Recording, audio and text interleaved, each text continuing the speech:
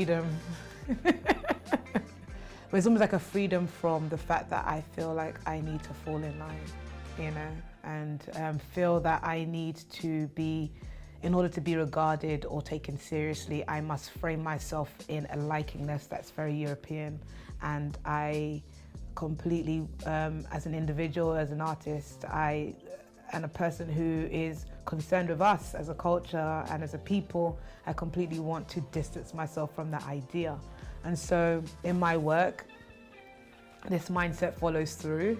And I mean, naturally, I have to be that person because this is who I am. And also I like to be true to myself and true to what I do. So the two go hand in hand for me. So since 2011, I had like really long braids, like literally down to my hips, sometimes like kind of almost at my knees. And I had like really long braids, and they were purple and they were cool, but even in that, you know, that's quite a traditional hairstyle, quite a traditional African hairstyle. Even in that, it felt a bit restricting. And I was just like, you just gotta let the afro free.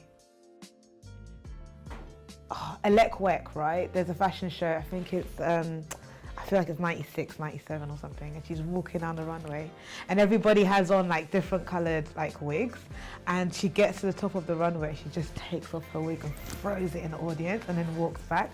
And I feel like that's how I felt when I took out my braids. So yeah. How do I come up with my hairstyles? I don't know, I feel like as an individual, I feel like it should seem like I'm a bit more calculated about my about how I want to do things, but sometimes everything for me just is born out of a feeling. So today I feel like that's what I'm going to do. Today I feel like that's what I'm going to do. For example, you could catch me next year and I might just have a weave down to my ankles because that's how I feel. But I know I'm doing that because that's a form of self-expression rather than a form of self-policing.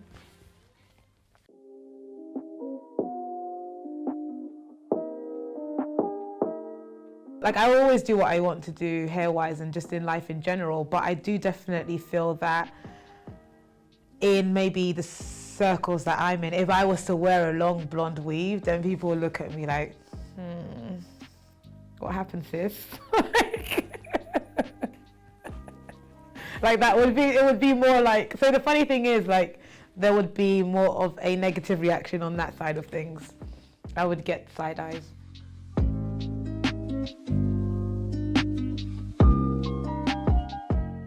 If you're not my friend, you're not my lover, you're not my family, you shouldn't be touching my hair. However, where I do allow it is with children, because I think naturally as human beings there's a curiosity, and at a young age there's a curiosity for anything that's different to what you've seen so far.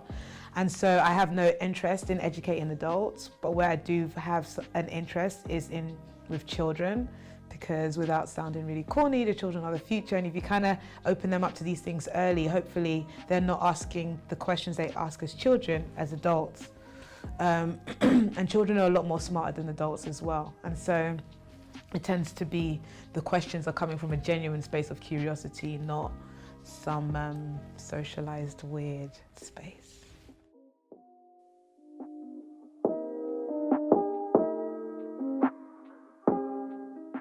You know who I did have the argument with about this? My mum. My mum was like, oh, because you're going for an interview, like, this coming week, maybe you should do something different and shouldn't do braids. I was like, why?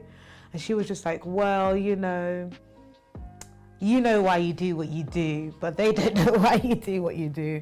And it may come across as too strong for them. So what you need to do is like leave your hair like down, like press it or something. And then like once you get the job, then put your braids back in. And so it became like an evening long, like I would say, debate between the two of us. And I was just, in the end, I was just like, no, like, I'm not gonna do that. Like, I refuse to live a life like where I feel, you know, based on my appearance, which is a tidy appearance. Braids are a tidy appearance. It's a completely fine way to carry your hair. There's nothing wrong with it. Why should I adjust myself to fit in what they want from me? So I refuse to do that, and I've been on job interviews where I've gone in like this, and there's nothing wrong with it anyway, but I've gone in like this and I've got jobs, so Yeah.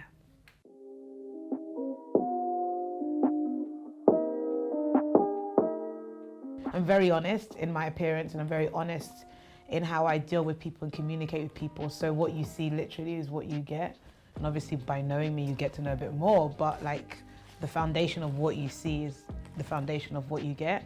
So I've never been with anyone who, in any form of relationship, romantically, platonically, who has ever made me be something or try to suggest. I mean, it's different if you're like, oh, I think suggestions, I mean, there's a scale of suggestion, right? Like suggestion of, oh, do you want to wear your hair up instead of down? That's one thing, that's cool. Like I think that's fine.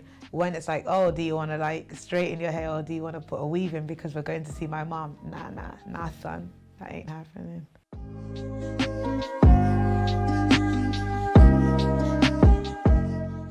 So there was a period of time where when I was younger, my hair was really, really thick, like Jackson 5 afro thick, right? And so people would always be like, oh, your hair's too thick, or oh, your hair's in the way, or oh, I can't do your hair because it's too thick. Oh, your hair's gonna take me 8 hours instead of 6 hours because your hair's too thick. And I think, to be honest, that was the one time in my life. So let me backtrack a bit. That was the one time in my life where I think it got to me a bit. And so I would stop putting any product in my hair. So there was like a period of time I didn't put any product in my hair, and I would just comb my hair so that it would thin out. And my hair got like a bit thin during that time period. So I think that was the one time I can actually say, like, in life where it kind of got to me in terms of like thickness, because I thought having really thick hair was a bad thing, I guess, because I was like 14 and people were telling me it was like a bad thing. So yeah, that was the one time. Jeez, that was dark. That was the one time in my life where I just like, yeah, and I literally took me time to like get it back to where it needed to be.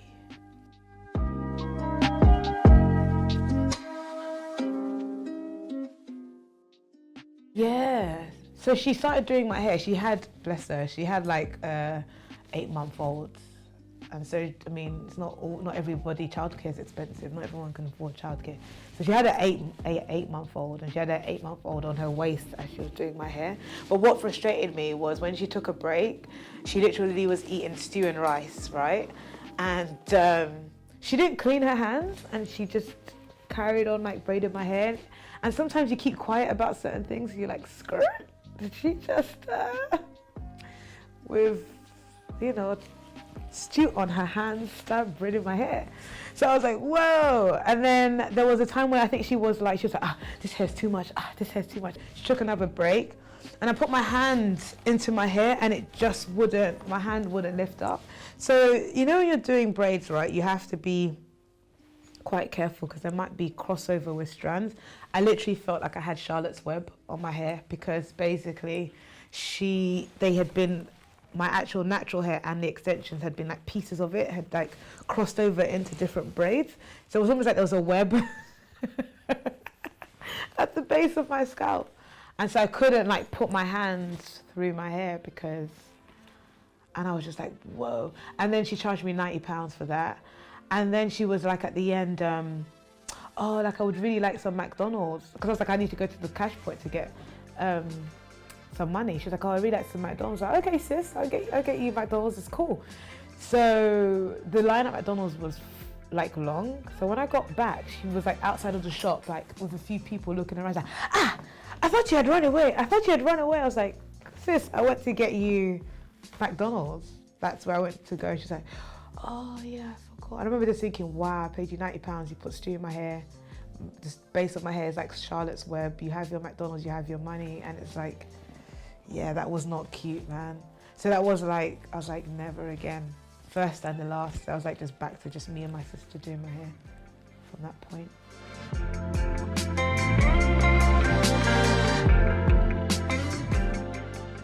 I think it's confidence, because I feel like two people could have the same hairstyle, and one person could be confident in that hairstyle and someone else may not, and it may be, and you may view it in a different way, you know? Doesn't mean to say that I'm confident 100% of the time, but sometimes even when you're not, you just have to fake that you are till you become confident and just live your life, really.